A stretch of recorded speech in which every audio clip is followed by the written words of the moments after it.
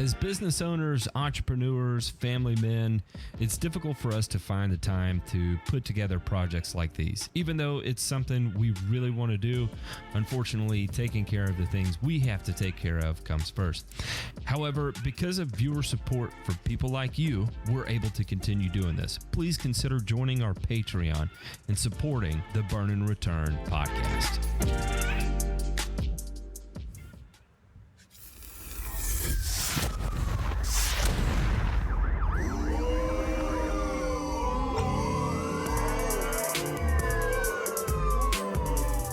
You're listening to Burn and Return, a weekly 1-hour podcast covering news from the agricultural and turfgrass industries.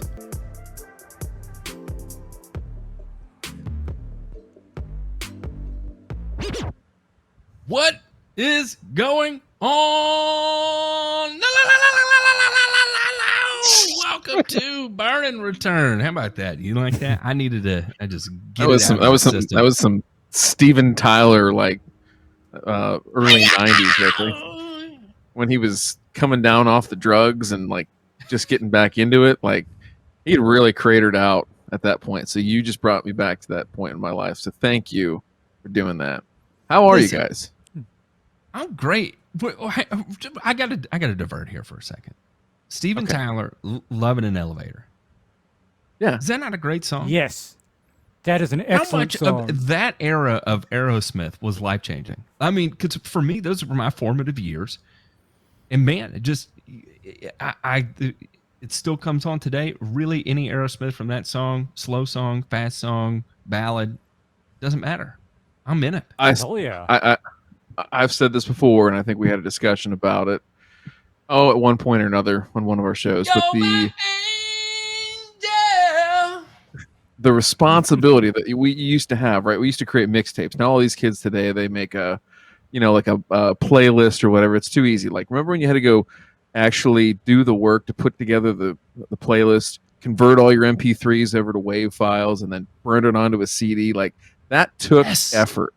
Now, imagine the responsibility. If you got a 12-track mix that you're going to make for spending some special time with that old lady that you got when you're in high school, or young lady, I guess. Old lady if you're in Florida, because that's the way they do it down there. But the responsibility that you have to make sure all those 12 tracks flow right, the pacing's right, like all that stuff. You finish on a good note that you can cuddle together after the act, all that stuff. I'm telling you what, Matt Martin, Ray Ito right now, you can put Aerosmith in pretty much any one of those slots, 1 through 12, and it's going to be fine. That period of Aerosmith, yes. You can do it. I just think it works. So if you need a 12-track bang mix, highly encourage you to check out Aerosmith, right? We get no paid advertising from them, but they should, though. They should. You also need Welcome to the Jungle. That's got to be on there, too, right? Oh, Appetite for Destruction, yeah. You're gonna die! Dun, dun, dun, dun. That's what I always scream before I make love. Don't let Take me down to the Paradise City? Yeah, don't let this face fool you, but I was actually into, and still am into, Poison, Guns N' Roses, and Whitesnake. Oh, boy. And Slayer. A bad day, the bad day for me was when I found out that Tawny Kitten passed away. That was not a good day for me. Oh, Tawny Katan, yeah. Tawny Katan, this is no BS, right? So she was living in Ohio with her husband, who is a Major League Baseball pitcher. Big dude, probably 6'4", pretty ripped. She beat the living shit out of this guy. Tawny Katan did. Allegedly she was stone sober. There was some, maybe a little bit of the Tiger Woods, Elin Nordgren thing, except old Chuck Finley, who was the pitcher that I'm talking about, couldn't get into the Escalade fast enough, and she went off on him with her shoes. I think she beat him with the shoes. Yikes. That takes me back to a total linking here. But remember Wayne's World 2, and Aerosmith was in that one. Like they were featured fairly prominently at the end, and they had that weird character Del Preston. I don't know why this is all coming back to me, but he's like, he at the middle of the movie, he's telling the story. He's like, we had to beat them to death with their own shoes.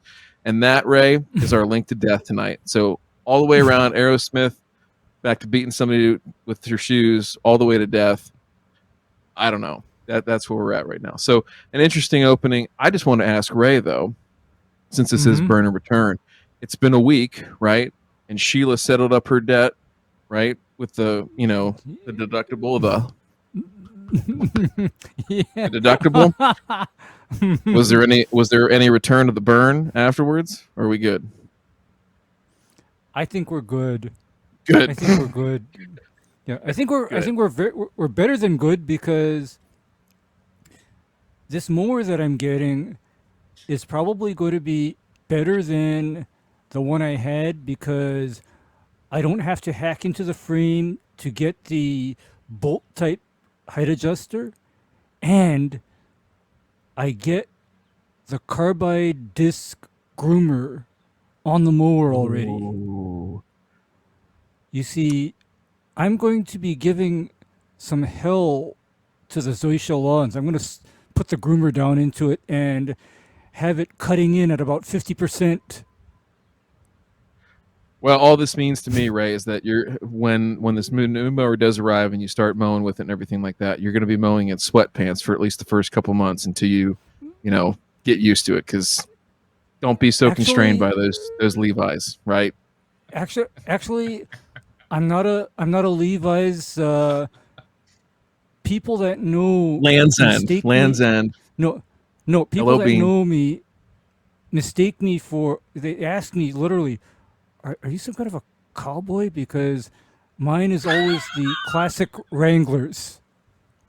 I see. Mine is always the classic Wranglers, and so they, are you a cowboy? I said, no, not a cowboy, but it's like your jeans though. You don't usually see those on people. And I said, well, they're the only ones that make my damn size. Hey, Ray, I was gonna say two things we know Ray's a fan of: high spray volumes and Brett Favre. That's it, right there. Ray, if you were down south, everyone would ask you, "Are you a frat boy with your flannel shirt and your Wranglers on?" I'm just saying. Well, actually, I only wear these shirts when I'm lounging around the house. You don't wear them I'm out a little in more public? dressed. No, not out in public. I'm a little more dressed up Lord have outside. mercy. Yeah, I'm a little more dressed The up. flannel and public crew represent. I'm just saying. Gentlemen, Okay. let's jump into the headlines. Let's see what we can unpack Absolutely. today. Absolutely. Yeah.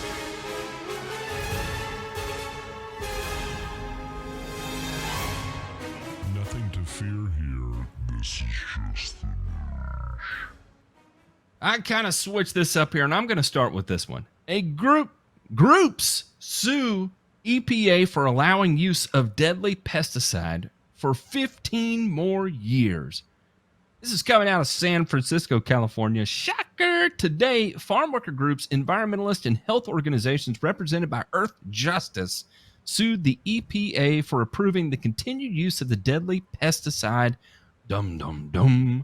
paraquat, which has been linked to Parkinson's disease.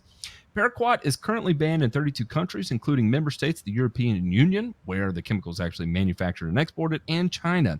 In July, EPA reapproved the pesticide's registration for another 15 years. Paraquat's one of the most widely used herbicides in the United States, used on crops like grapes, almonds, soybeans, cotton, and more. Its use has grown dramatically in recent years, doubling between 2012 and 2017, despite its serious health risks. Paraquat is acutely toxic when ingested, and even one small dose can be fatal. The EPA determined that exposure to paraquat can damage the respiratory system, kidneys, and eyes, but EPA's final approval abandoned a proposed ban on most aerial applications of paraquat, leaving farm workers who work in the fields exposed to unreasonable risks. Gentlemen, I could go on here, and it talks about how, let's see here. Let me read one of those.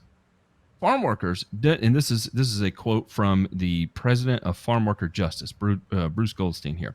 Farm workers designated as essential workers who are expected to continue working during the pandemic to ensure our nation's food security continue to experience unnecessarily dangerous working conditions, including exposure to highly toxic pesticides. Our food system should not subject farm workers and their children to exposure to pesticides such as paraquat. We are asking the court to do what the EPA should already have done, ban paraquat. I'm going to go ahead and throw this out there. Are we seeing an increased use of paraquat because of tighter turn-ups on glyphosate?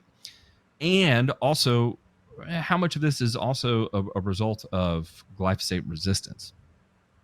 Just kind of throw those out there.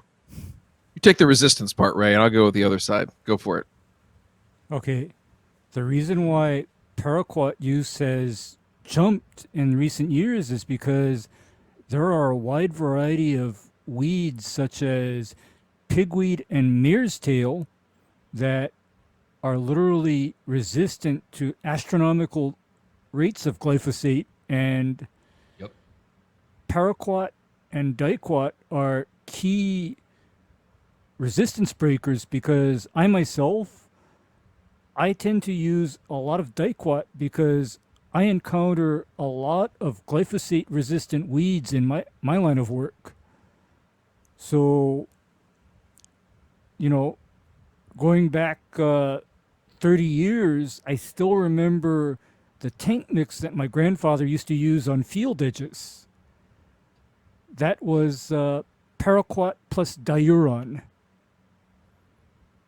And that just created bare ground. And the ground stayed bare for up to a year. Down to the mantle of the earth, right? Like, yes. Nothing growing whatsoever. It was dirt. On the, I guess the safety side, right? We know what paraquat is and how dangerous it can be. Acutely toxic is a very simplistic way of saying that this is some very, it's an very understatement. It's the very, very powerful stuff. I'm going to look that up real quick while we're talking what the LD50 of paraquat is. But while we are talking here, go ahead. I was just going to say, fun fact, it is one of the leading methods of suicide in South America, I believe. You told this is a topic at one paraquat point. Ingestion. Yeah. Heavy subject, but just kind of a fact that's out there. That was maybe that's in Asia. Turf's Up Radio talk. Yeah, this is a Turf's Up Radio talk. Matt, this is actually a popular method of suicide in India, Asia, and the Pacific Islands as well. I think maybe one of the articles I read was maybe out of the Philippines or something. It was Philippines, and the Philippines too. Yes. Man, and what a gruesome way to die. I'm going to give you It's Korea is one of the leading countries in the world. I'm going to give you a terrible fact. Are you ready for this? They analyzed this is from 60 to 70% mortality, right? So how would you like to be in the 30 or 40% that ingest this and make it? Yeah. Okay. Here's what happens to the people. 60-70% is not enough. That's not enough for me. Ryan, let me explain to you what the 30% have to do. They get lung transplants, they get liver transplants, and they get kidney transplants because all of those organs are totally destroyed. Oh, I bet. That's what they have to look forward to.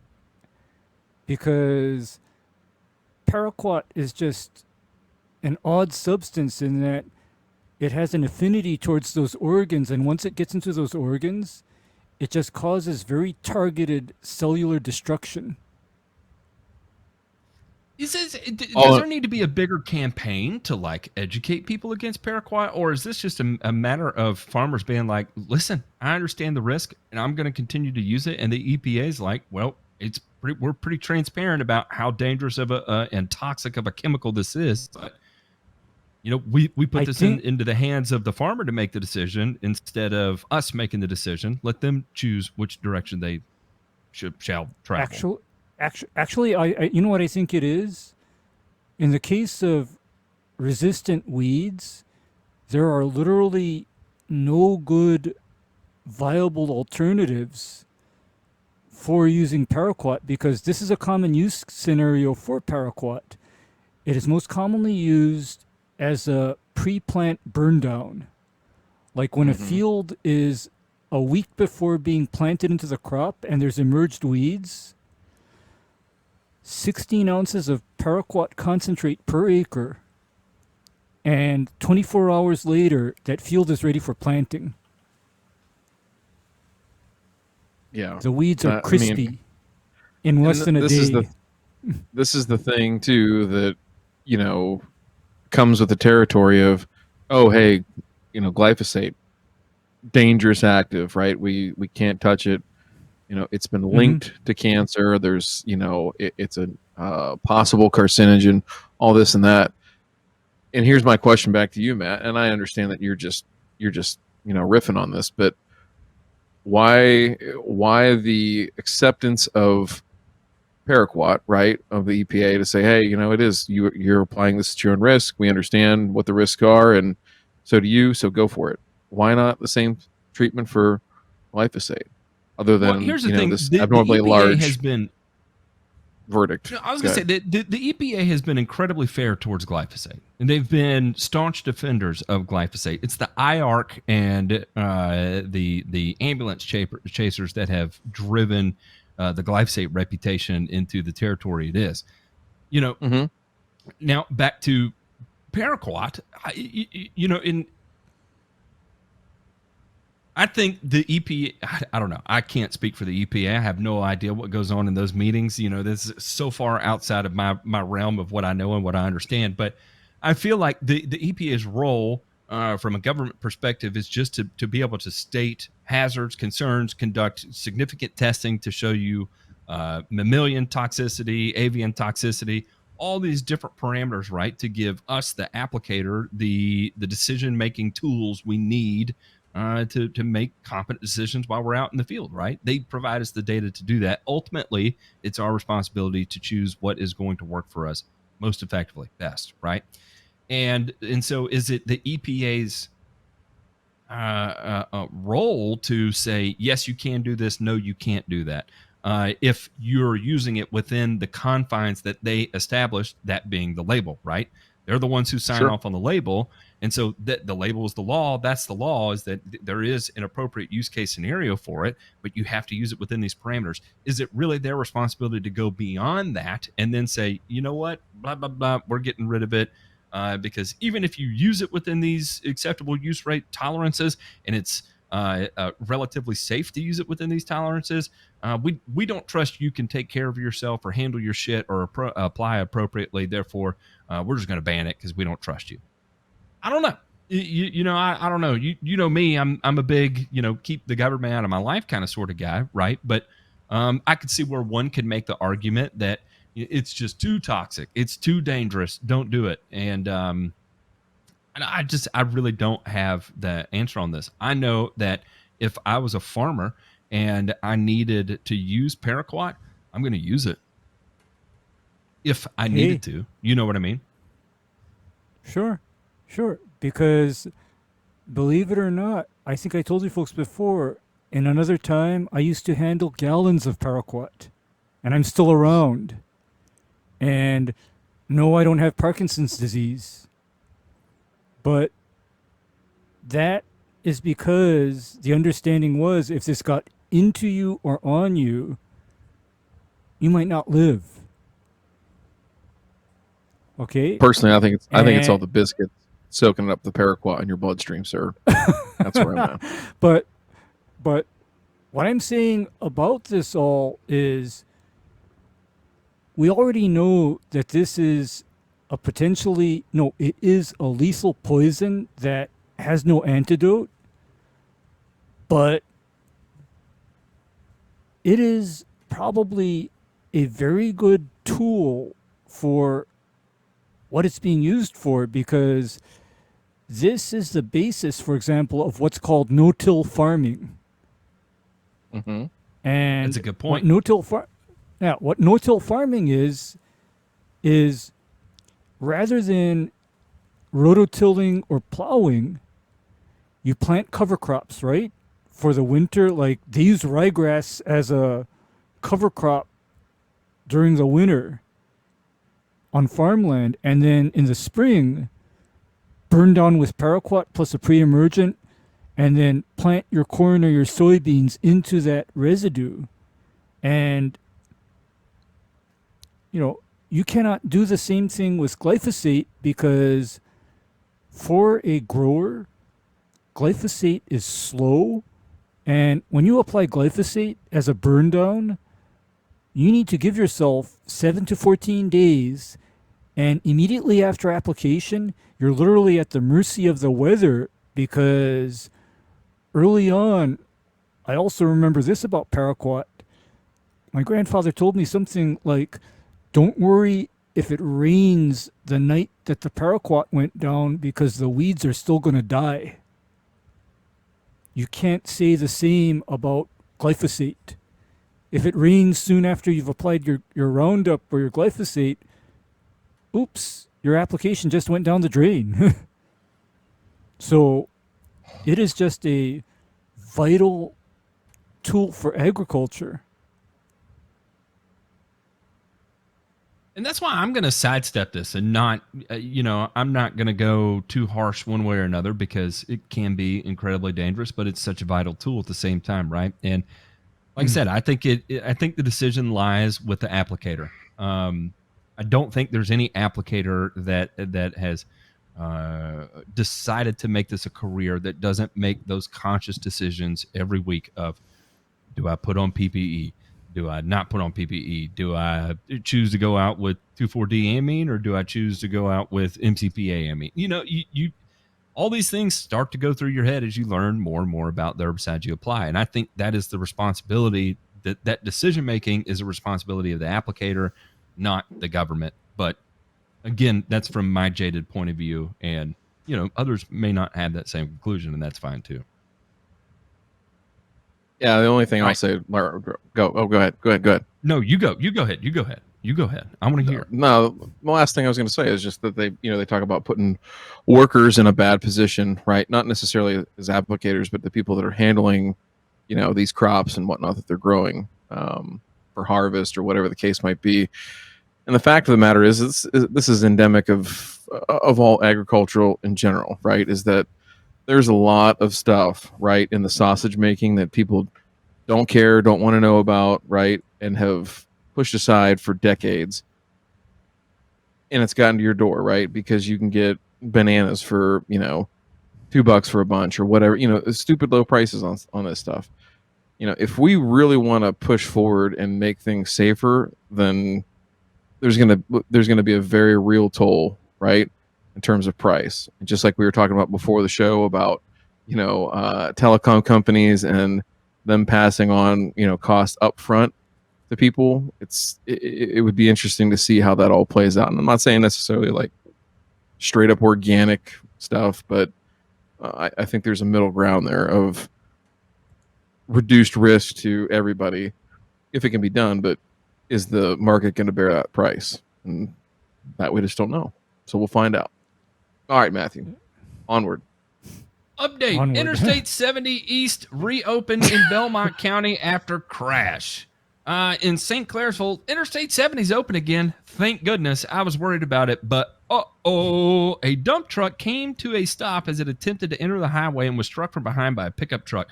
Waddell said the pickup truck spilled 200 gallons of weed killer onto the roadway when the collision occurred.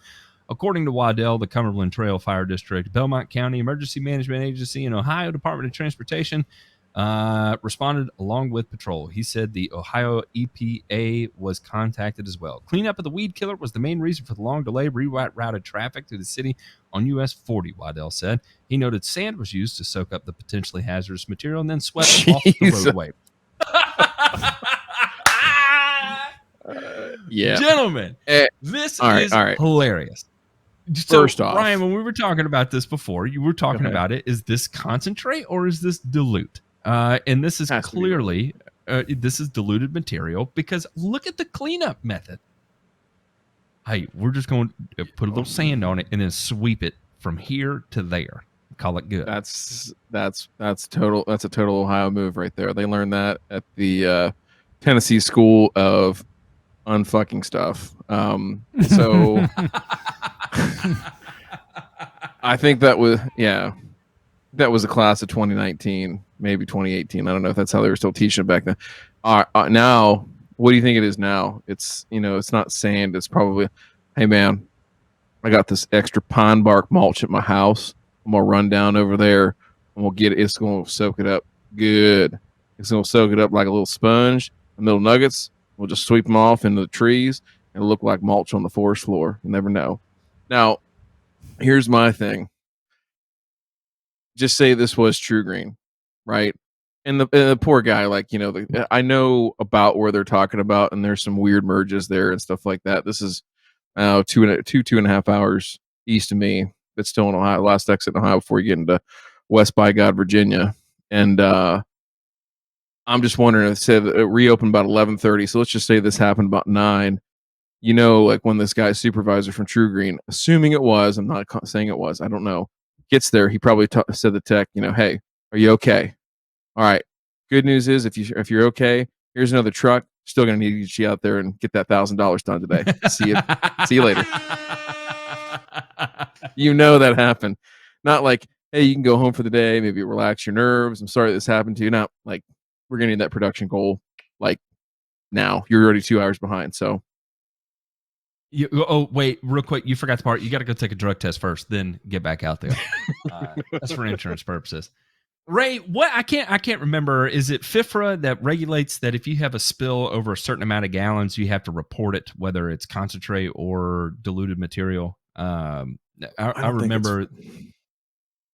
I feel like I remember this from something in my pesticide applicator exam, but I could be. Let's see here. Maybe wrong in that. Yes. It's something like that. I want to say it's like if it's 5 gallons or less, you don't need to report it. If it's over 5 gallons, you need to report it. Or if you can't contain it up to a certain amount of gallonage, you need to report it. I don't recall specifically what it is. There is something in FIFRA, but I'm looking for. Go ahead, Ray.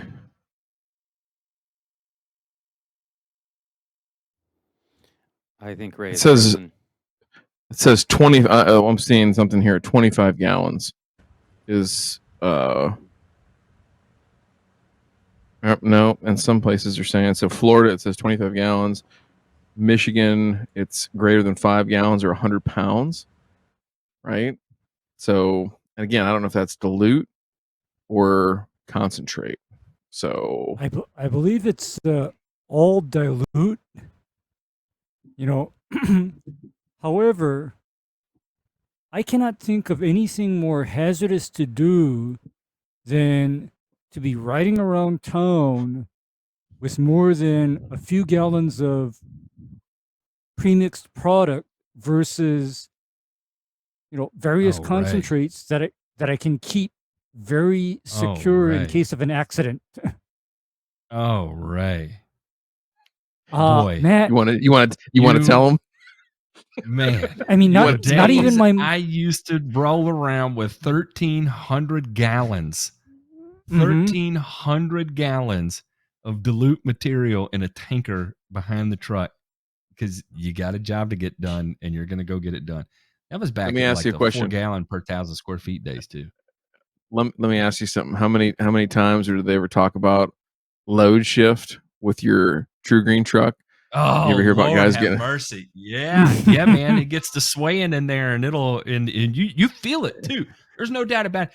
All right, I'll tell you a story I have here. One time, I had gotten this. So when Isuzu, the cab overs, they started releasing a few gas ones, right? I guess it was GMC or someone that started releasing these gassers, and I got one, and I'm not going to say specifically where I was at the time, but I was new in this part of town, and I'm riding around in this thing, and the car in front of me like pulled out right in front of me and then slammed on the brakes to make a left turn into a parking lot or something of the sort. And so I had to slam on my brakes, and I'm driving to my first stop of the day, and I make it to a complete stop, and then you feel the weight of, and I'm holding 800 gallons. You feel the weight of 800 gallons come forward, and it blew the top off of my tank. Right, you know the threaded tank lids that you have. Sure. It blew it right off, and you just heard all over the back windshield of this GMC, and I was like, "Oh my goodness!" And I get out, throw it in park, go run down the damn tank lid, get up there and put it up, and took an estimate of what it spilled, and I came up with somewhere around like 1.3 gallons had spilled out of the tank. And we had to roll on, but it was a pretty interesting experience. I mean, hey, tank shift is a real thing. Oh, I know. I'm just I've seen some bad accidents over the years with that. Not necessarily from True Green, but from other companies that, let's just say, their onboarding program is, here's the smear. Can you fog it? Okay, we're good. Mm-hmm. Walk that way. Drive here next. Go for it. See you later. Great form. It's Great scary. form. Yeah. Ray, I know it would freak you out, but one day you just need to come down and just ride around with me, and we'll just take not only would things. it freak me out, it would cause all kinds of issues, because in my state, it is extremely discouraged for anybody to ride around preloaded. It is legally discouraged. We need to write to CBS and get Ray on Undercover Boss for an episode with True Green. That would be amazing. Get Ray all disguised up. Man, you really look like the Green Dog from YouTube. No, sir, not here.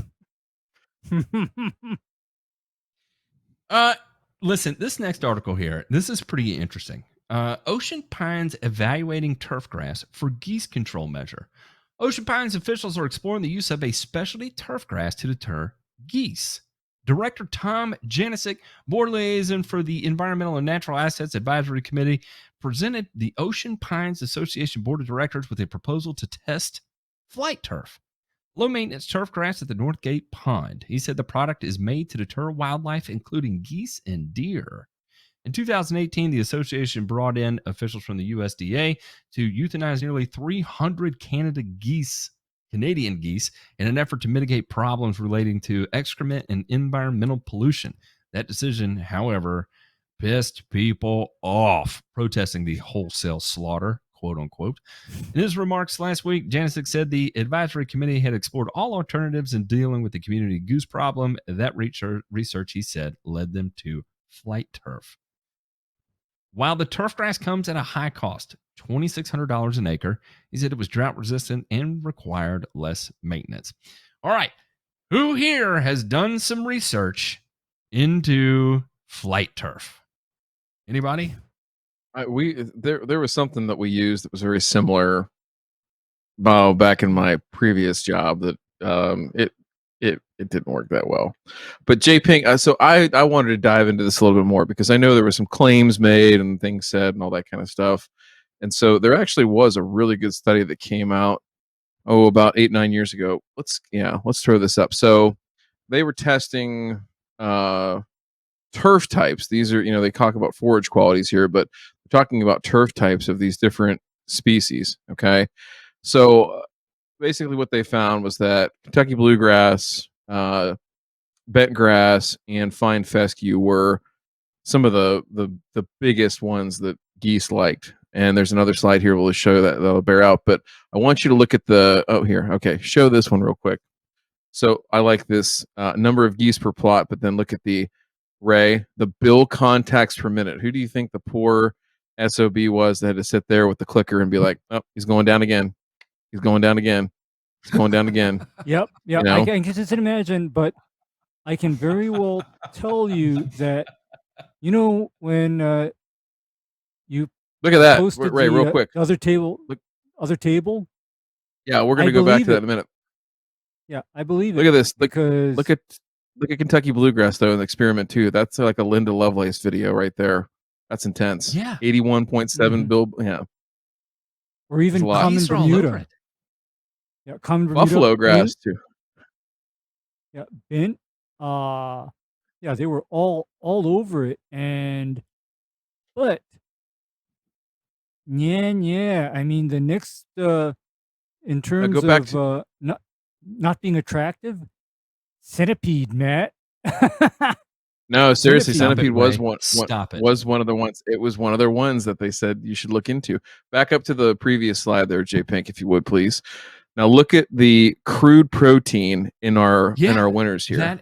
That is what is Pretty drawing wild, these huh? folks in, huh? Yeah, Yeah, they're so going after the crude fine. protein.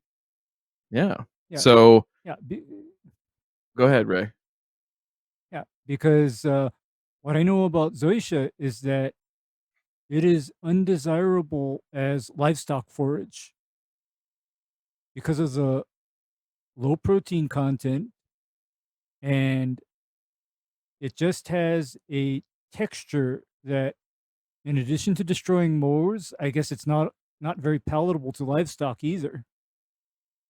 Because I'm looking at the protein and also the the balance between the moisture and the protein content, and zoysia is a lot of water, but it's fairly low protein, and also it's a matter of texture and taste as well. Oh, I'm sure. Ray, tell me about how much time you've spent tasting zoysia grass. I'm just curious. Well, none, but I'm just like watching what the horses and the cows and the goats, actually gravitate towards. I don't do it. I mean, I let the four-legged ones pick their preferred, and I know for a fact that with landowners, you know what their nightmare scenario is if emerald zoysia contaminates their pasture land. It sucks for them. I would Real quick like to go ahead. No, just roll down to this other thing. I want to show this to Matt. The where you at here? That same slide, right, with the crude protein there, J Pink. Slide down to the bottom. Scroll over to the right. Look at the silicon content in our desirable versus undesirable. So our undesirable high in silicon. Yeah. So there you go. There's a draws some ire of potentially some management strategies to help decrease the favorability of these geese. Well, and that's assuming that silica alone is a driving determinant factor between keeping wildlife on or off your grass, right? Still, if you're rocking at what is it, 30% crude protein or 20 to 30% crude protein, they still, regardless of silica content, may be all friggin' over it. You know what I mean? But if you do look at zoysia, your tall fescue, buffalo grass, that's an interesting one. Buffalo grass, right? But buffalo grass doesn't necessarily make a good playing surface, though, would it? No. I didn't think so. Not at all. Does anybody know what kind of turf type flight turf is? So there's a look at Lime Turf, LYME. They also have a sister company that this is meant to deter like deer and stuff like that. And they mention in there that it's a combination of like hard, creeping red, and chewing fescue, I think, which doesn't really bear out because the data says the fine fescue is not necessarily the ribeye ray, but it's a nice sirloin. It eats. Ray, have you ever turned down a sirloin? It's amazing. Oh man, actually, I have. Wow. I mean, from Western Sizzler. I'm a steak snob. I'm a definite steak snob because I'm not a fan Take it of back. Take it back. yeah, I'm not a fan of sirloin, T-bone, or porterhouse. I mean, you will make me a happy man if it's a rib or a New York strip. All right. Okay. Keep that in my back pocket. Keep that in my back pocket. So, yeah, this was something that was interesting because like I said, I've seen these products marketed, right? But this was the first one where I was like, you know what, I got to know more. And sure enough, the good people, I'm not sure where. Let me look up and see where this study is. I'll throw a link up so people can read it if they so choose. But like I said, I just thought it was interesting that somebody dove this deep into it. It's a USDA funded study. They're talking about using it at airports and all kinds of stuff. Yeah. Looks like ATS is a distributor of it. I see they have a press release in Landscape Management magazine. So they're trying. Yeah, like I said, it was at my previous employer. We tried it at a place that had per capita like some of the most high geese populations anywhere in the state, and yeah, it didn't work that well. Well, I think as it progresses. Yeah, I'm not saying it's not going to work. I'd be curious to learn more and how, even within those species, right? Like if they can get cultivar specific, I think that would be another interesting one too. So yeah, I wonder on we if go. That's actually what they're doing. And I'm sorry, I'm beating a dead horse here, but are they just going out and selectively choosing genetics that fall within their parameters and throwing it into a bag and calling it like a specialty bred product? Or you see what I'm saying? Oh, like, for sure. Yeah, are they taking it's not. stuff that's already out there, blending it, and calling it brand new? Yes. Okay. Yes. All right. I'm out. Yes. I'm 100% pretty out. sure. I'm over it. Next article here is a $5.9 million ransomware attack on major agricultural group poses risk to U.S. grain, pork, and chicken supply. Gentlemen, if the fears of inflation or stagflation weren't high enough on your radar, guess what? The hacksaws of the world are going to make sure they perpetuate that fear. The U.S. grain, pork, chicken supply could be at risk after a ransomware attack on New Cooperative Inc. has forced the Iowa-based agricultural services provider system to go offline. Out of an abundance of caution, we have proactively taken our system offline to contain the threat, and we can confirm that it has been successfully contained. However, they may lose all of their data. The ransomware group Black Matter encrypted New Cooperative's data and stole 1,000 gigabytes or a terabyte worth of files, including invoices, research and development documents, and source code to its soil mapping technology. The hacking group asked for $5.9 million payment in exchange to decrypt the data. Kind of some interesting information here, some backdoor information that somebody, I'm not sure if I can say who got this data for us or not. However, the password Chicken1 was common among the company's 120 employees and was used over 10 times. The firm's current executives also had passwords that had been leaked. Boy, oh boy, oh boy. Listen, here's the thing. They got this contained. They're not going to pay this. They basically said, screw it. We don't need that data that bad. We've got backups of it, or whatever the case may be. So no worries. We're just not going to pay it. We'll reroute it. At least from everything that I read further into this. Here's the thing, gentlemen. We're dealing with ag here. We're talking your average age of, someone in agriculture, especially that has gotten their farm to a point to join a co-op and, be a member of it and stuff. I mean, we're not dealing with a bunch of 22, 23-year-olds out of Silicon Valley here. We're dealing with a bunch of 50, 60-year-olds that are looking at a personal computer like it listens to them when they sleep and they're on the verge of setting it on fire, right? So how long was it until this happened? My point and why I wanted to include this is where does it go from here? Are we going to see greater increases of attacks on this? How much data is really being threatened by this, right? How much actual interruption of food supply chain can take place with this.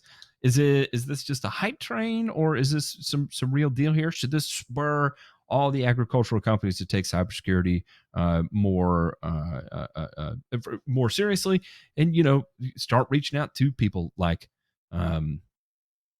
JPink? No, I think the big thing here is that, and this is not overstating it, I don't think, is that issues like this, how frequently they occur, and more so how frequently they're publicized, because clearly they probably occur way more frequently than they are publicized. But this could be right in with the right perpetrators, right, an act of terrorism on the food supply, right? That's bioterrorism. And to me, just like you said, Matt, you framed it really, really well. I would say is that there's so much, right? There was an article, I don't know if it came on the show or not, but we talked about how I'll see if I can dig that one up. I don't think we did talk about that on the show, but how there was a backdoor into all of Deere's machine control systems, right, for ag, and somebody, so like this is the kind of stuff that you don't think, hey, it's not a big deal, right?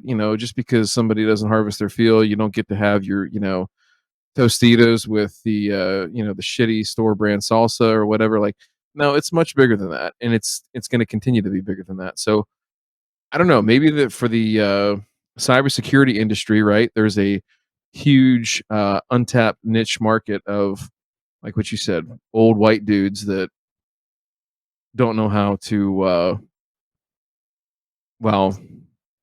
do much with a computer other than feed the geese. Okay, I am an expert in cybersecurity, so I would highly recommend all farmers across America reach out to Carbon Black. That's all I'm going to say. Reach out to Carbon Black. Get your stuff squared away.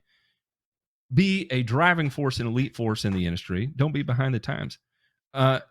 Ray, do you have anything to add? Is there something just burning a hole in you right now that you gotta say about this? I know you ran Windows, whatever it was, because of security reasons. 3.1, if I recall correctly. Yeah. The original Minesweeper. Yeah, the original Windows, and I do more than keep software secure. It's also certain certain practices. It's like hygiene, for example. Wash your hands after you pee, or do number 2. Stay away from coughing people. It's just like with a PC. You have to be really careful about what's going on your PC or your computer, and I'm always monitoring for suspicious activity. I basically burn all my cookies and trackers and data stored offline. It's like all gone. I mean, basically, come and get me. Well, Ray, you bring up a good point. Cybersecurity should be accepted into someone's life a lot like wiping their rear end. And let me tell you, in that same vein, I think this is a perfect segue into this week's sponsors, and that is our patrons. Our patrons. Gentlemen, these guys, the patrons of the Burn and Return podcast, are very good at wiping their ass and keeping their hands clean afterwards. They know how to wash their hands. They know not to cough on people's faces. They know cybersecurity. And you know what else they do? If they ran into you at an airport bar, they'd buy you a beer. Thank you, patrons. You are the gentlemen and ladies that make the world go round in our little world here. If you are interested in a private ad-free RSS feed, exclusive merch, that's right. We give away free merch to if you look here, look at the exclusive tiers here, right? Hey, yeah, after 3 months you get stickers. But if you're like a super supporter, look at that. You get t-shirts at 3 months, 6 months, 9 months, 12. There's going to be custom stuff that we put together, right? And we do that for you because y'all support us, right? Look, Hey, DeMay, how do you like that clicky keyboard? Oh, it's extra clicky. Isn't it getting the really good at type. best? Yeah, it's good. I'm getting really good at typing with it with one hand, and yeah, other hand's free for. Executing cybersecurity. We get it. We know what you're doing out there. So patrons, thank you for allowing us to do this, so we don't have to accept money from Syngenta to make recommendations that you need to apply azoxystrobin to your Pythium or your dollar spot. Not that we would do that. We'd probably lose that sponsorship really fast. So we just want to say thank you to y'all for the continued support. Tough acting to Nactin. Where's it at? There it is. Gentlemen, all right, let's dive into this week's burns.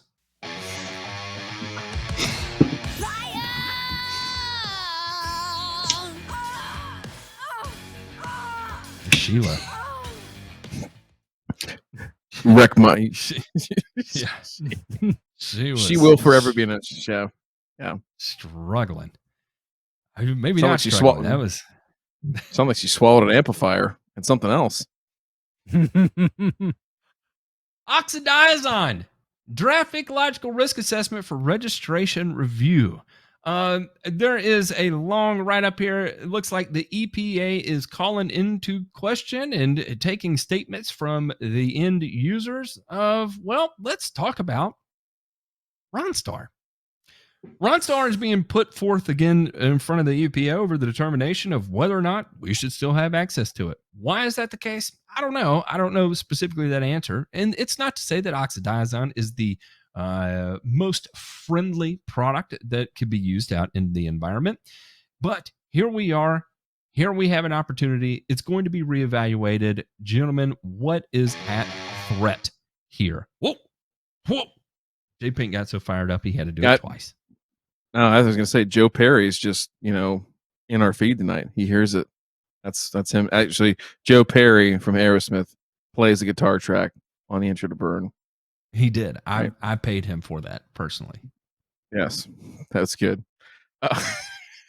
Sheila was your groupie. She was the yeah. That was fantastic. She was special in '88. I'm telling you. The 90s took a hard turn on her, but in '88 she was there. She had one hell of a hairdo. It was a perm. It was gorgeous. Yeah. Rocking. Yeah, you should talk to me about oxidizone, Ryan. I know. I was going to say. What were you going to say? What were you going to say about Sheila? Let me hear it. I was going to try and make a joke about Sheila and the .com boom, but I just could not connect it in my head to get her into Y2K. But there's definitely 4 digits in Sheila's. Never mind. I was going to go Y2K and get it there, but I couldn't do it. Sheila was invested in Netscape, and it didn't work out too well for her. Her and Sean Fanning probably had a thing for sure. So, all right, back to Ronstar. So, Ray, first, why don't you give the folks at home a little background on what Ronstar is? They probably are more attuned to prodiamine, dithiopyr, right? Mm-hmm. Maybe pendimethalin. So, what is Ronstar, and maybe educate the folks at home that are listening on just what in the hell this is that we're talking about first. Okay, what Ronstar is, or oxidizone is it is a pre-emergent with an extremely different mode of action. What it does is it does not affect cell division at the root tips like how your typical prodiamine, dithiopyr, or pendimethalin does. Instead, what Ronstar or oxidizone does is it affects weeds as they emerge from the soil by immediately destroying chloroplasts and leaf tissue as the weed emerges from the soil.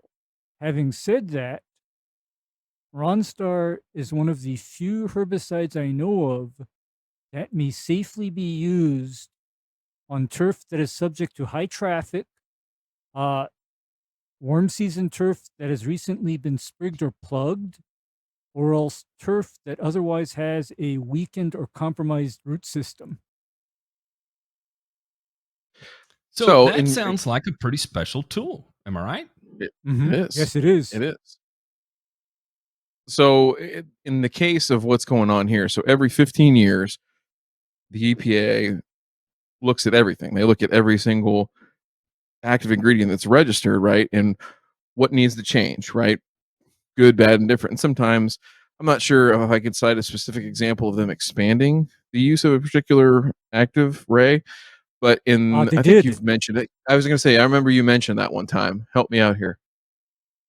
They actually What was that? expanded at one time the use of oxidizon or Ronstar, because Oh, yeah. previously oxidizon was limited to nursery crops and roadside or ornamentals strictly in commercial and industrial buildings. But in the 2000s, EPA expanded labeling to officially permit usage of Ronstar in residential landscaping, not residential turf, however. That was never allowed.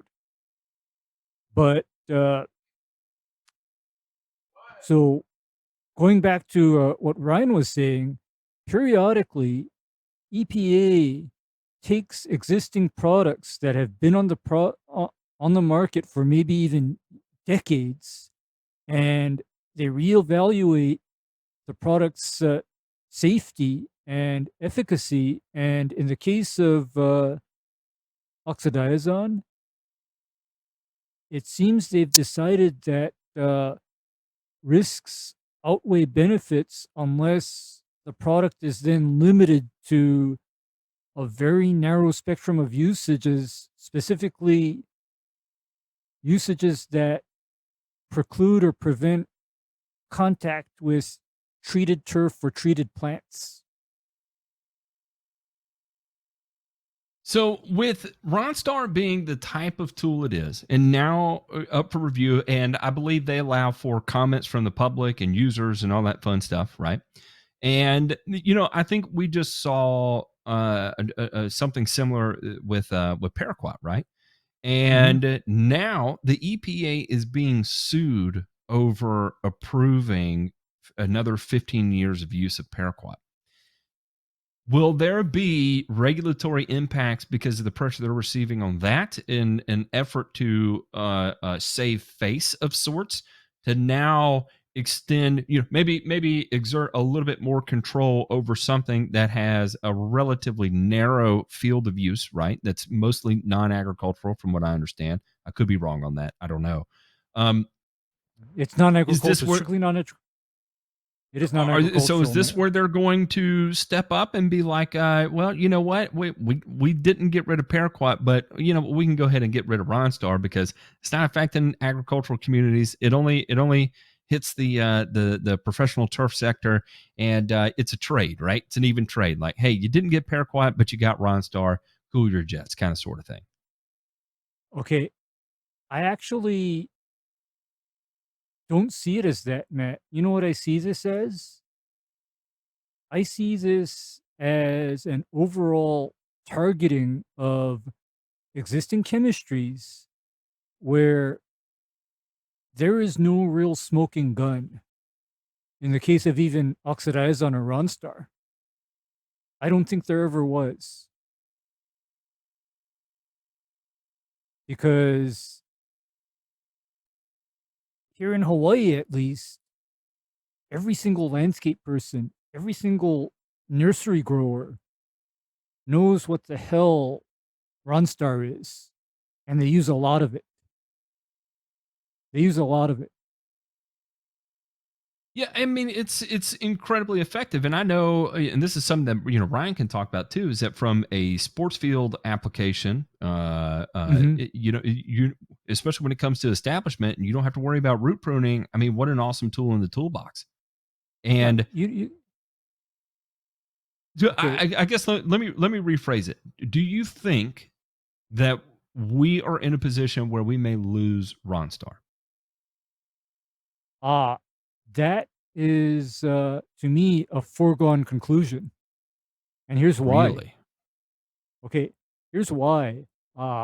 Forgive me for, bringing politics onto the show, but I'm frequently haunted by this statement that says elections have consequences.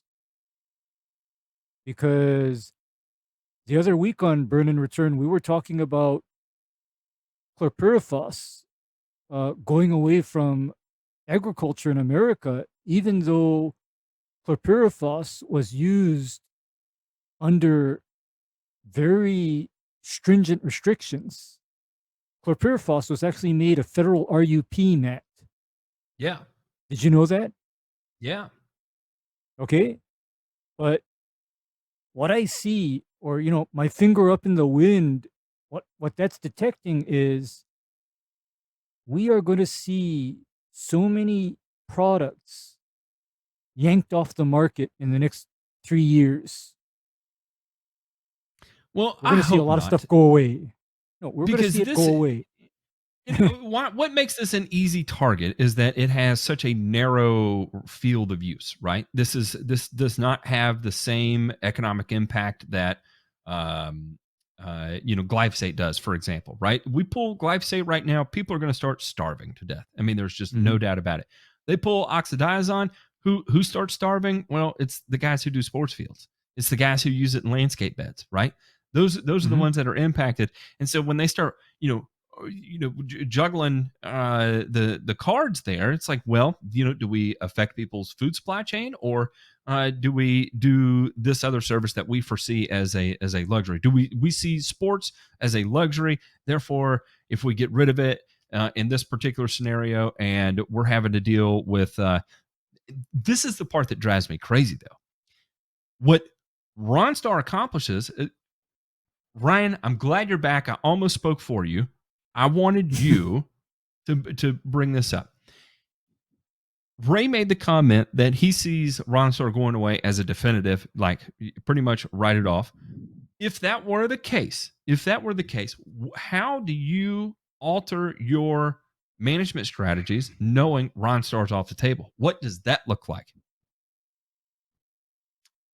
I wouldn't say that it's devastating, but it's going to make things a lot more difficult. And when I say more difficult, not just from a management strategy, right, and how we would go about laying out a plan or anything like that, but ultimately it's going to require more pesticide applications, right, to control the same things I could with a pre-emergent and be very effective at that. Now I'm going to have to probably make probably multiple applications, right, to effectively control the weeds that I'm typically trying to curtail with that. Namely, if we're using it in an established turf stand. So go ahead, Ray, go. Okay, my question for you, Ryan, is what are you targeting Ronstar with? Because I'll answer after what the landscape and turf industry here in Hawaii targets with Ronstar. What are you targeting with Ronstar as far as a pre-emergent control? So two different scenarios here, right? So in established Bermuda grass, right? Obviously targeting POA, right?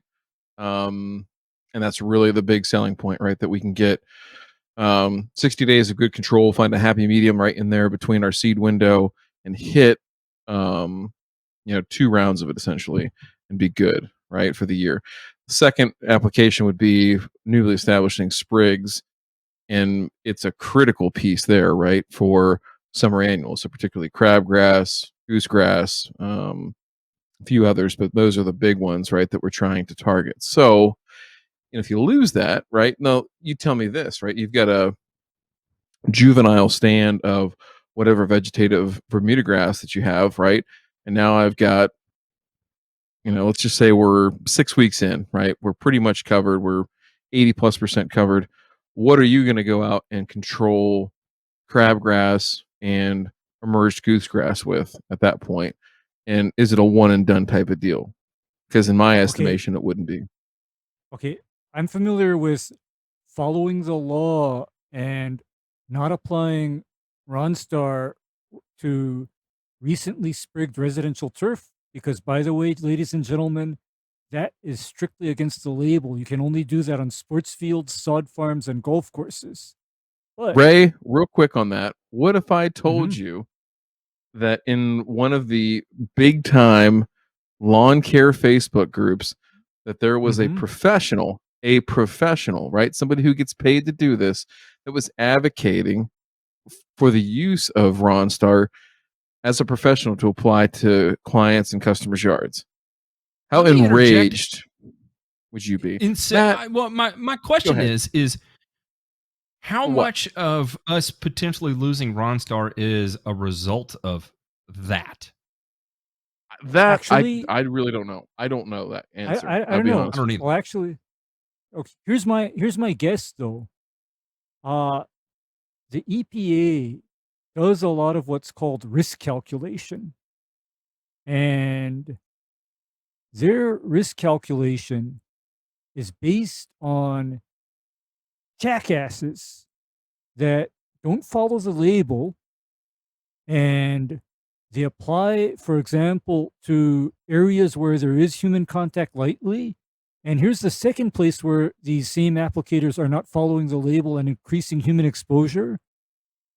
They are not watering in after they make the application, and that is provided for on the label that the applicator must water in.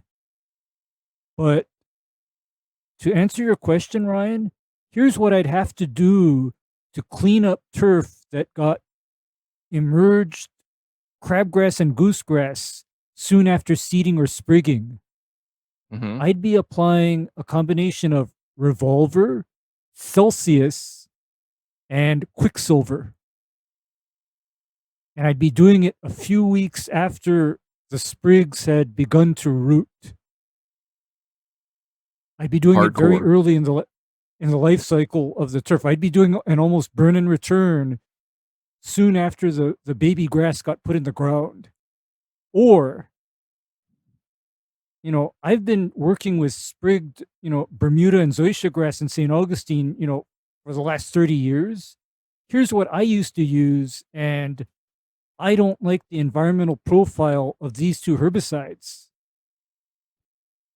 In the old days, what I used to apply to recently sprigged warm season turf, Matt, earmuffs maybe, atrazine or simazine.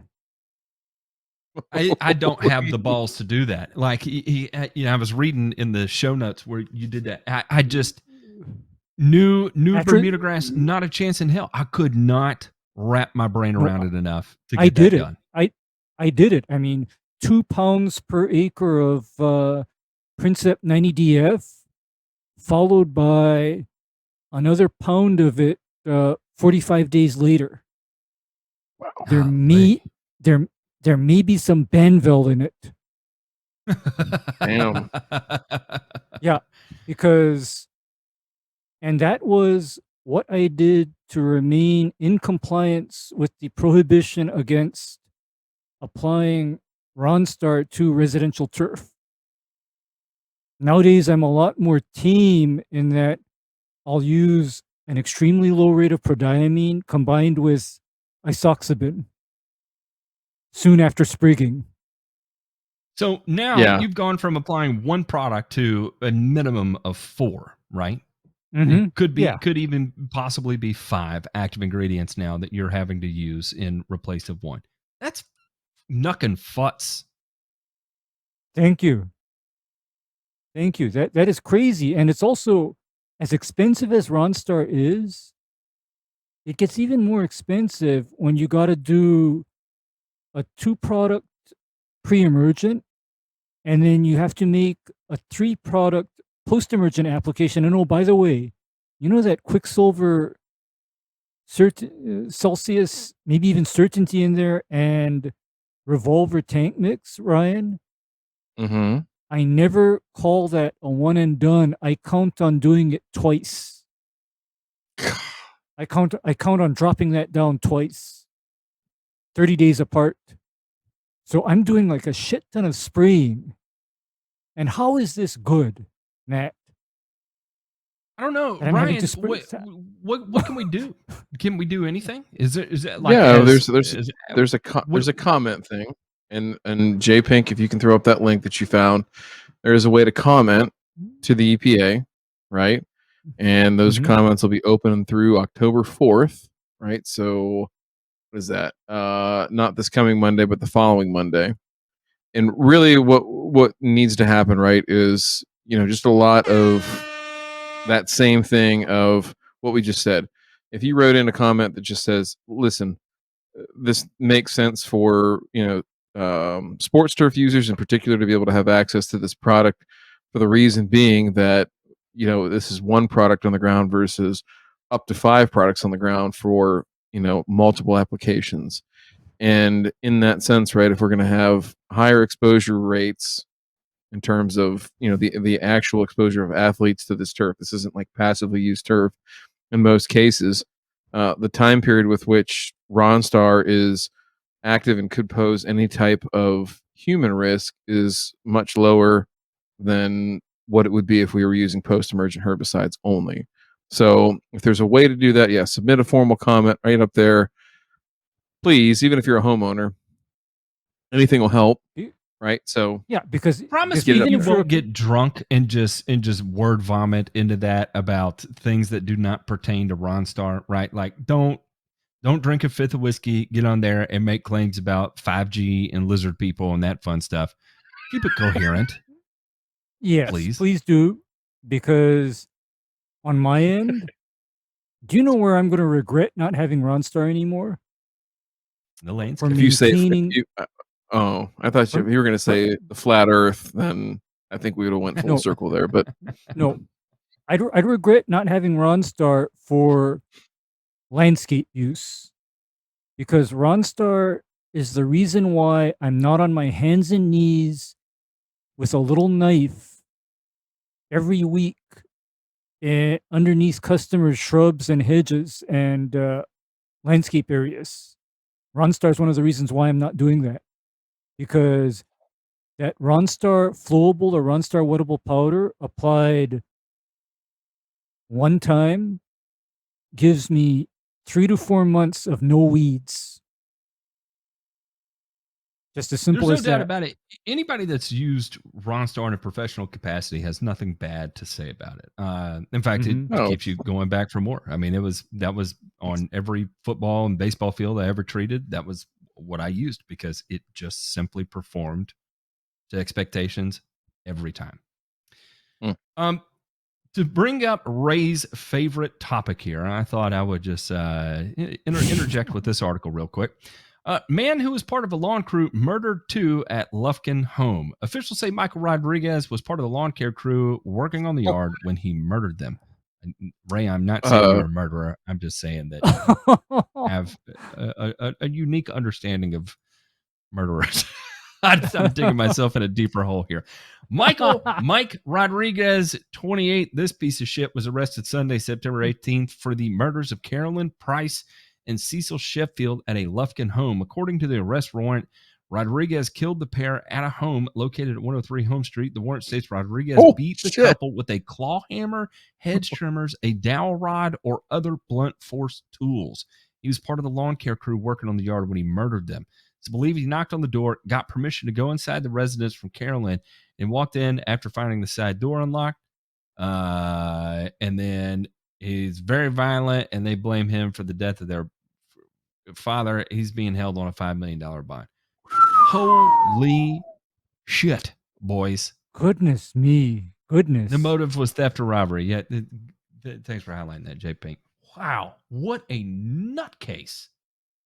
That is crazy. That is 187 Lawn Care right there. Yeah. Damn. I had a very tasteless joke about being called the lawn boy and losing your shit. And I'm not going to repeat it, even though I just kind of did. But this is terrible. I mean, like, absolutely 100%, this is terrible. And I think it was actually on last episode, we were talking about the necessity of, I don't know, I just had music come through my ears. That was weird. We were talking about how, lawn care continues to move forward. One of the things that is going to become a thing is having trustworthy people on your property, right? So that this does not happen. And I think this is one of those instances. I'm sure it's an odd man out. I don't know how many lawn care companies turn into murderous assholes and attack their customers, but when these things happens, it gets into people's heads and it freaks them out. And all of a sudden it becomes under under the gun under the guise of lawn care, right? It's a stain, and people think about it, and that's when wanting to see background checks, wanting to see whatever, the customers will start asking for it because they're scared. That's just, I mean, I gotta find out more about this. Like, did they know this guy? Like, had a short fuse? Like, what? Like, there's got to be something there, right? Like, it's unless this guy is just literally insane, like, and just walked in there and murdered these people for no reason. I don't know. This is like some true crime shit, and I don't like getting into that, but I don't even know what to say. I mean, at They least were 68 and 77 years old. I mean, so he's trying to rob him. He's trying to rob him. He's just trying to he was rob trying him. to rob him. But this is crazy.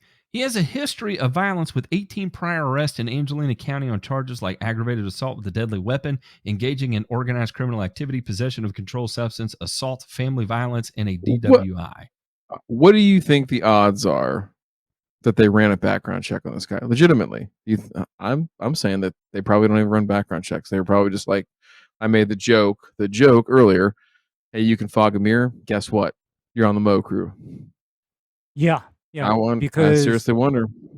Because here's, my experience with this is that as from what I've seen over the years is that a lot of service companies, at least here in my state, they ask and follow up on things like criminal records and even traffic abstracts. Okay? Mm-hmm. In other words, if you rear-ended somebody and killed their mower the other month, you might not get hired. If you have a history of beating people up, even if it's your own family member, you're probably not going to get hired. Doing drugs? Forget it. I mean, that is why, for example, I can see how some people are just not employable, okay? And they do a lot more than does the mirror fog when you hold it in front of your mouth. They do a lot more than that. I mean, they literally check up on people. When you said eat people, my mind, as weird as it is, went immediately to Silence of the Lawns. Mm-hmm. I was going to Florida Man. I probably shouldn't have done that. Speaking of about UT football, that's all. Speaking of Florida Man, though, let's talk about Florida Man that can't pay his bills. Oh, Lord have mercy. That was the segue of segue. And listen, this is old news, but I wanted to bring it up for the purpose of stating that unfortunately this can happen to anyone. Anuvia Plant Nutrients, which converts human waste and food industry byproducts into fertilizer, will default on about $50 million of municipal bonds issued in 2018 as part of a debt restructuring, the company said in a securities filing. Anuvia does not have enough cash to make January 1 interest payments on the debt. Anuvia hasn't operated the Zellwood, Florida facility since July 1. And you can read the security filings here, and it's pretty interesting. It goes into more detail. Apparently, their effort to scale production by taking their base material they manufacture and blending it was part of a joint venture project with a famous fertilizer company, especially out of Florida, also known as Mosaic. So they had raised a significant amount of money through municipal bonds, and unfortunately, it just didn't pan out. Subsequent to December 31st, 2019, the parents made additional advances to the company in the aggregate amount of approximately $5.66 million. And in addition to that, approximately $20 million, and another one in addition to that of approximately $20 million. And it was not operated for 6 months. So, the whole reason I bring this up is just to point out that no matter what good idea gets put out there, bad things can happen. And so I had someone tell me one time that said the fertilizer industry is a full contact sport. Case in point, there we go. No one is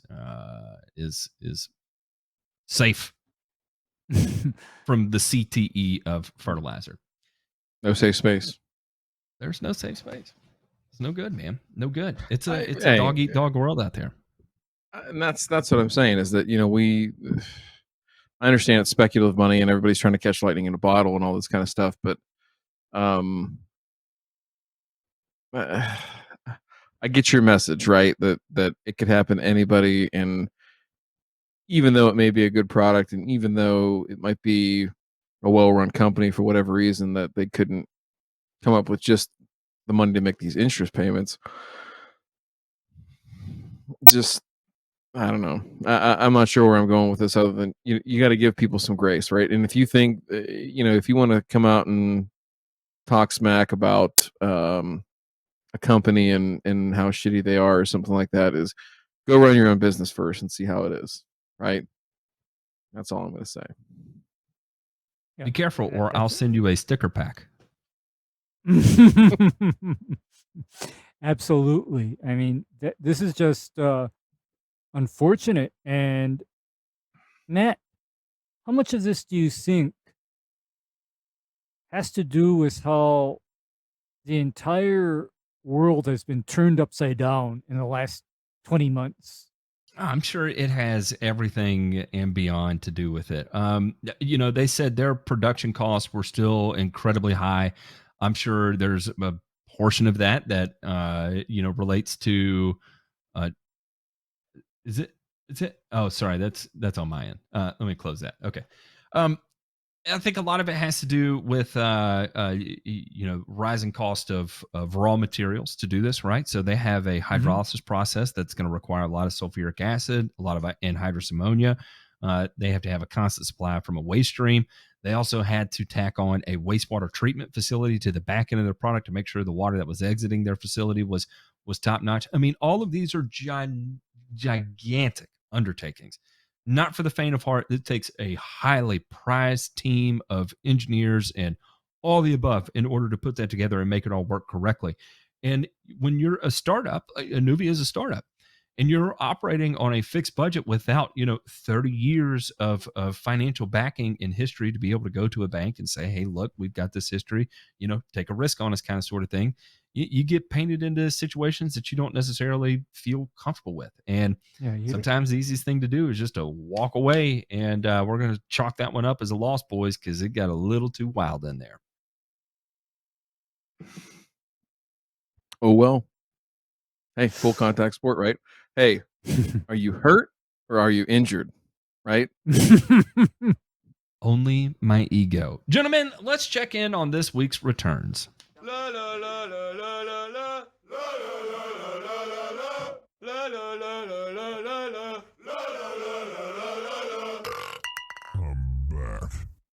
Boys, leave it to the Canadians because they are up to no good again. Well, Maine is a part of Canadian, right? Mainers are racing customized lawnmowers at breweries for fun. All the familiar sights and sounds of the drag race are there. The thrum of the engine, the eager hoots from the sideline crowd, whirling tires kicking up dust as they rip towards the finish line. However, these riders aren't whizzing by on souped-up sports cars. They're on ride-on-top lawnmowers. Everything from standard stock mowers putting along to expertly modified machines tearing down the track at 40 miles an hour.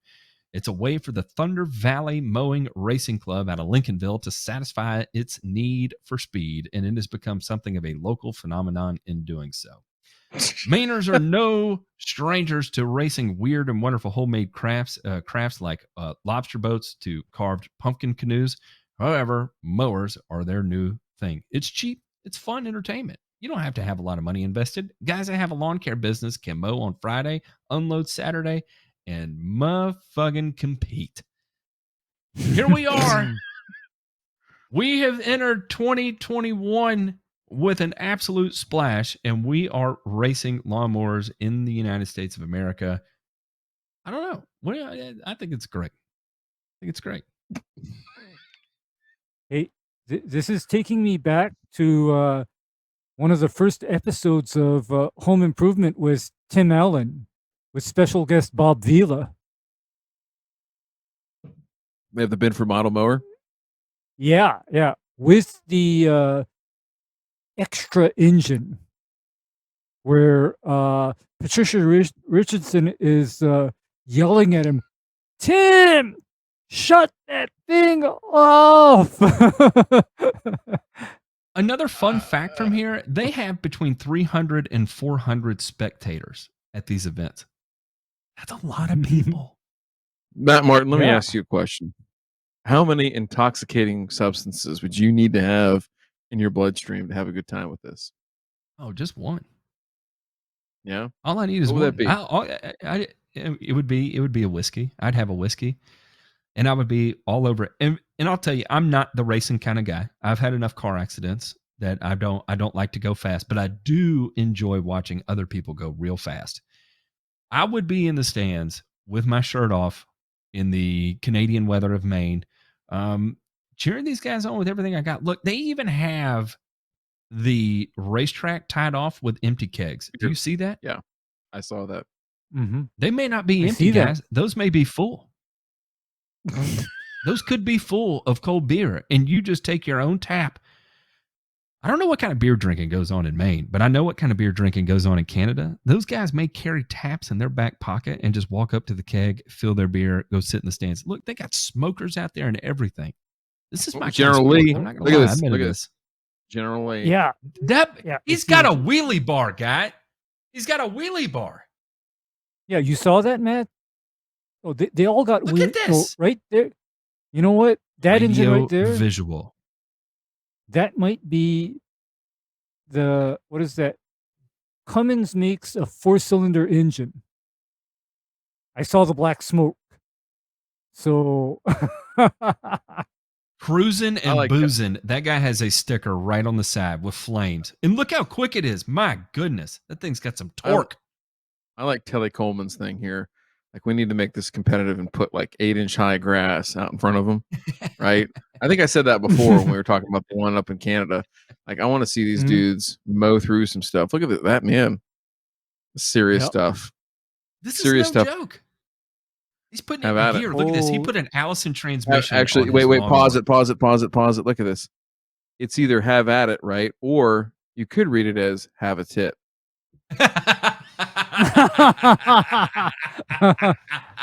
Just like Turd Ferguson, God rest his soul, would say, therapists are the rapists. Right?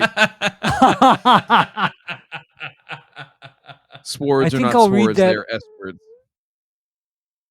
I think Everybody I think needs I'd more read it Norm as Abrams and Norm McDonald. yeah. McDonald. No, Norm Bob Abrams Vila. is Everybody needs you got no, Bob everybody needs Vila more- in your mind, and then you start Norm Yeah, Abrams. sorry about that. Nom. Yeah. You got a biscuit and a vagina.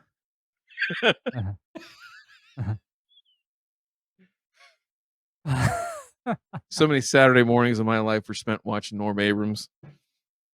The all right, I woodworker had a of all flashback here. woodworkers. Yeah, from Nantucket. The Nantucket hero, the pirate of Nantucket, whatever you want to call I'm him. going to tell you, know. He's this is a just true stud. story. This is a true story. Oh, My younger brother and I know my younger brother was a huge Nom fan, and he would watch this stuff religiously, right? I'm pretty certain between the ages of like 13 and 18, we broke every piece of furniture in our house at one point or another, dicking around doing something or other. And my brother was able to fix every single thing without my parents ever knowing, right? no way. Mm-hmm. Oh yeah, yeah. Worst one. We had the really nice wooden chairs in the dining room with like the little spindles, like the dowel rods that went up behind them and all that. Yeah. Uh-oh. Tackled. We were playing full contact football in the house, which you shouldn't do, by the way. If any kids are watching, it's not advised. Cracked 2 of them in half expertly. Puts one back together, or puts them both back together. Gets them all nudged up in there. This is a Norm trick that he saw at one point or another. Takes this clear Scotch tape, wraps it around, Old English and a little bit of urethane on top. Nobody ever knew. No way. Swear to God. Cracked a No. recliner in half. In half, guys. I think we were like wrestling or something like that, and he tried to do a full suplex and missed and hit the recliner. Cracked it in half. 2 hours later, the entire inside of it was rebuilt. The recliner feature still functioned. Everything. Parents never knew that. So, we're getting ready to move out, and my dad's like, "Hey, you think we should keep that chair?" Or like, "No, just get rid of it, dude. Just put it out the curb and let someone take care of that." That's Nom, right? Nom, educational TV at its finest, right there. PBS, man. We'll get PBS into Saturday morning, right? Yeah, Easy as you're Saturday damn morning. Yeah. This last one here, Clemson research aims to help South Carolina farmers meet demand for more nutritious legumes. I kind of picking off the top here. Organic farming sometimes has a bad reputation for producing legumes with lower nutritional quality, but some Clemson University researchers believe field peas and lentils can be grown organically and still have improved nutrient quality. The researchers, Deal Thavaraj, Stephen Krusevich, and Lucas Boatwright, it's going to make you laugh, DeMay. They have received a 4-year, $1.2 million grant from the United States Department of Agriculture, National Institute of Food and Agriculture. My goodness, what the departments we have are out of control. It's too much. To establish organic breeding pipeline for field pea and lentil cultivars with higher protein quality, digestibility, color, texture, flavor that are suitable for organic production. Their goal is to develop cultivars suitable for the southern climate, especially South Carolina and North Carolina organic production systems. So there's a couple reasons why I wanted to put this in here as a return, even though I still feel like there's a little bit of a burn in here, right? That for the most part, the nutritive quality of these organically grown vegetable proteins sucks when they're grown organically. However, South Carolina here is working to develop and breed some cultivars that are showing good performance when grown under organic constraints. I don't know. I thought it was interesting. I think it's good that they're having to go that way, right? Because as we all know, fertilizer only takes you so far. Then you're kind of at the mercy of genetics, right? And somebody's looking at that. How do you propagate the genetics in such a way to perform upon the growing conditions that you give it? It's Actually, this is Matt. Or I'm sorry. I'm just gonna say real quick. My only comment on this is just this is probably what needs to happen, right? And we need to identify how big the delta, right, the gap is between what is quote unquote sustainable, right, for what these folks want to do, which is fine and well meaning, and I get it, but compared to where we're at right now, because we don't know, right? We don't know how achievable this is, at least from my point of view. So let's see what happens. Ray, what do you got? I'm going to take it from, I guess, the chemistry point of view and not in what you guys are thinking, in that, do you know what the issue is with legumes as far as human nutrition goes? Legumes are full of what they call anti-nutrients. And what an anti-nutrient is an anti-nutrient is something where if you ingest an anti-nutrient, no matter how many other vitamins, minerals, etc.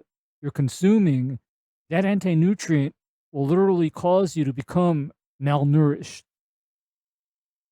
And so part of the effort towards, making crops more nutritious is you've got to breed out or get rid of the anti-nutrients, because, by the way, most of our vegetables, for example, all started as extremely bitter greens and crops that were full of anti-nutrients, but with selective breeding, etc., a lot of those characteristics and traits got selected against. And so now we have more succulent and tasty and hopefully less toxic,